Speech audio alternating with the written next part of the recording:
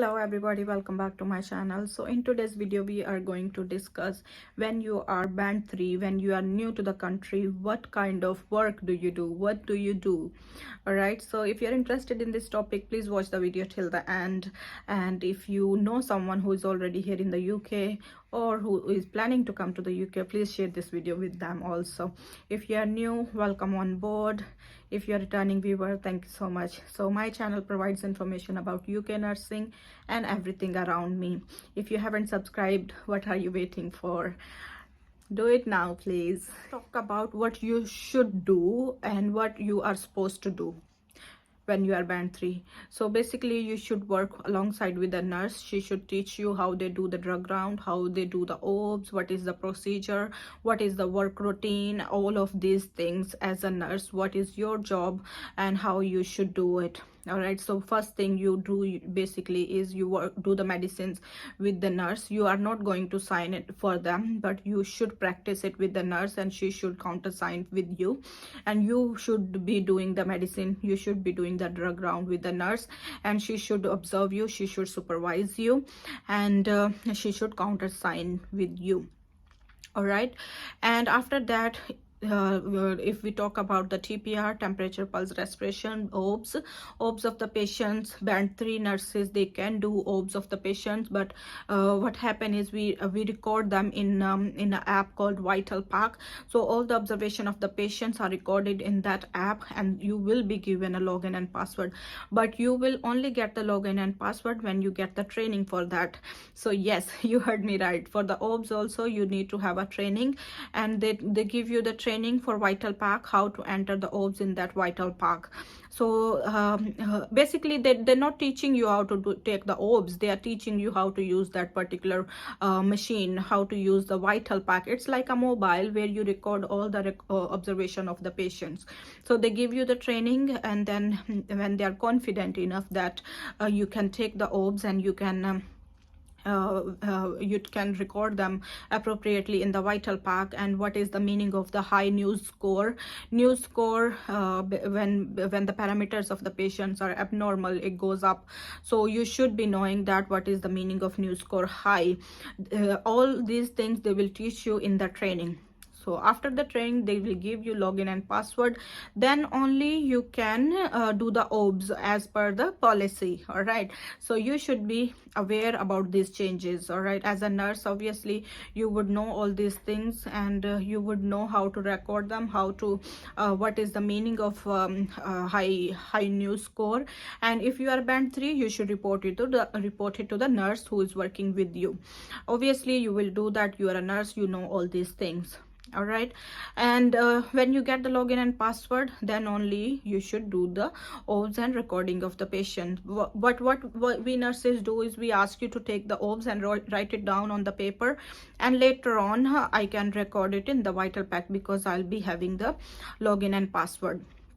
But if you have login and password, if you have attended the Vital Pack training, then you can obviously document it by yourself with your name. Until then, you can give me the OBS, you can write it down on the paper, and I will document it, I will record it in the Vital Pack. All right, so this is the thing we talk about the OBS. And the personal hygiene care you can do with the healthcare support worker. And the skin checking, if you are not sure about the skin checking, you should always report it to the nurse. If you have seen any discoloration on the skin, if you have seen any scar, if you have seen any shear or cut or anything like that, you need to report it to the nurse, your nurse who is with you. If you are confident enough, if you know what it is, if you know that it is a bruise, if you know that it's a friction or something, then you can document it on the intentional rounding, or else you can report it to your nurse. All right, so and then so this is the routine I'm talking about. After that you are going to serve the lunch. We did the breakfast, we do the breakfast also in the morning, guys, with the medicine round. Okay, so you do the, after that you do the lunch, and you serve the lunch. And then if someone is on red tray, if someone need assistance, you are going to feed that patient. All right, so this is the job you are going to do. It's the same thing. After that you're going to do the afternoon drug round, lunch, dinner again, and then OBS again, and medication again. All right, so 3 medicine round we do in the 12 hours shift or long day shift. So this is all you should be doing. So what happens is, when you are busy, NHS is very busy, staffs are very busy, nurses are very busy. Let's say I have 10 patients in the early in the morning, within the medical ward, one patient will be having 6 or 10 medications. So we need to pour the medication, put them in the pod and give it to the patient. It takes time. So not all the nurses give you the opportunity to do the drug round with you in the morning, but most of them, they prefer to do the drug round with you in the afternoon, because in the afternoon there are less medication and they can teach you better. All right, so what happens in this case? In the morning we have medication round, we have breakfast, we have washes, we have obs, we have blood sugars. So these all things before 12 o'clock, before 12 midday. All right, so what they do is, usually the nurse would say to you, okay, Saima, you are here with me today, I'm gonna start with the drug round. You can serve the breakfast, or you can help the healthcare support worker with the breakfast if someone needs feeding. All right, after that she is still doing the drug round of those 10 patients, and she can give you she can guide you. Okay, you have done the breakfast, now can you please wash the patients with the healthcare support worker? So you are going to wash the patients with the healthcare support worker. By the time you are done with the washes, it will be already 12 o'clock. All right guys, so this is the fact. All right, this is the fact I'm telling you about. If you have a very nice or hardworking sport worker with you, you can or very hardworking sport worker at night shift, sometimes they do wash also, like they can wash 1 or 2 patients for you. Then you will be having 8 patients or 7 patients to wash. Then your life will be easier. Okay, so we have done the so I was talking about the fact routine, what they do usually. So she can say to you, okay, you can do the washes with the sport worker. While doing the washes, you can check the skins of the patient. If you're not confident enough, on each patient you can call your nurse, and then she can verify the skin bundle with you. All right, for each patient, because it's better if you're not sure about the pressure ulcers, if you're not sure how to grade them, it's better let the nurse do it for you. All right, so the washes are done. Now it's already 12, and then you want to go for your break. And after doing the drug round, what the nurse will do, she usually finish the drug round at 10 o'clock. For those 10 patients, she usually finish at 10, and then after that she can do the obs. If there are any extra things she has to do, if there is any pending things that she has to do, she can do them as well, and then she'll do the obs. If you are finished with the washes before 12, she can ask you to do the obs also. All right, investigation, someone asked me that nurses don't do investigations. The blood test, usually the blood bank, not the blood bank, I mean the micro people from the lab, they come and do the blood test for us. All right, you don't do the blood test.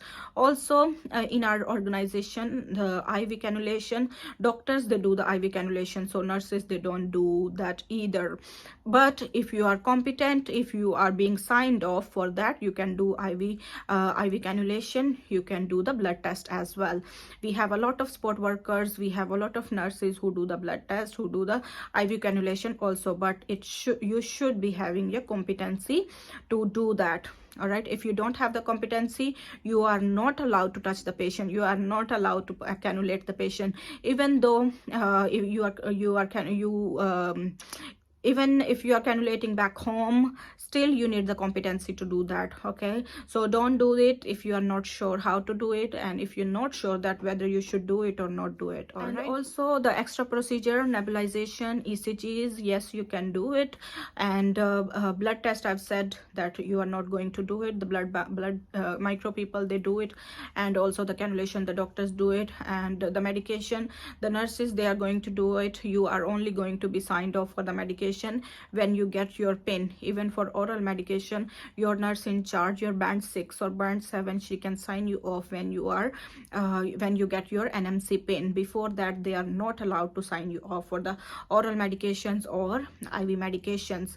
So when you get your PIN, within a day or two, they can sign you off for oral medication. And for IV medication, they still need to observe you for some time, and you need the competency also, you need the training also for IV drugs, and you need two people to sign them also. So this training, the IV drugs, if you need to give this training, usually like they can take up to 2 or 3 weeks to observe you. Sometimes they can sign you off after observing you for 5 or 6 times. All right, so don't be in hurry, and if they're not signing you off for IV, don't worry, someone will come and do your IVs. You just need to report it to your nurse in charge.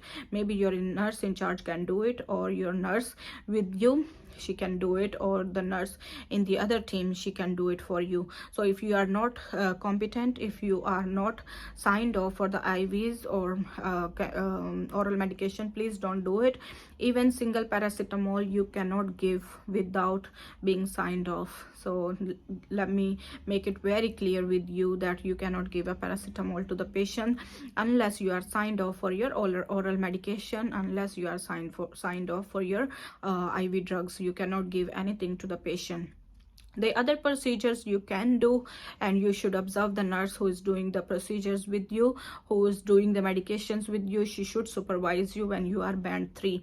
Okay, and then also before signing you off for oral medication, they observe you, they supervise you, they do the drug round with you, and they assess whether you are competent enough to do the drug round on your own. Then only they sign you off. All right, so I'm making this video on behalf of one of my viewer. She said, as band 3, do we not take TPR and the other investigations? Yes, you can take TPR, and you need to, but you need to have a login and password for your vital pack where you need to record that information. If you don't have the login information, you can write it down for your nurse, and then she can document it for you, and then she can also check that if there is any abnormality, if the new score is high or not. I hope I made it clear and I made it simple for you to understand. If you have any queries, guys, let me know in the comment section. I'll see you soon in the next video. Till then, take care. Bye bye. God bless.